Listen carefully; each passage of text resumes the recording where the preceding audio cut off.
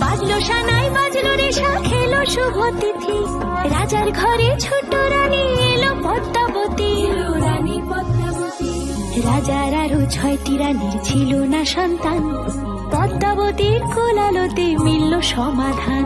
বছর যেতে জন্ম নিল 7 ছেলে 1 মেয়ে, হয় খুশির আকাশ হঠাৎ কালো মেঘে গেল ছেয়ে।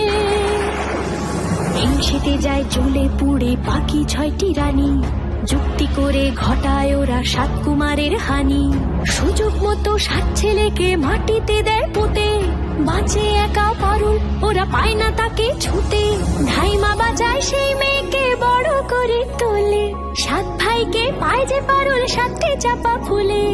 এত কিছুর পরেও রাজার বিপদ যে কাটে না, সূর্য নগরে সুখের সূর্য আর ওঠে না। হিংসা বিবাদ বিচ্ছেদ আর প্রেমের কাহিনীতে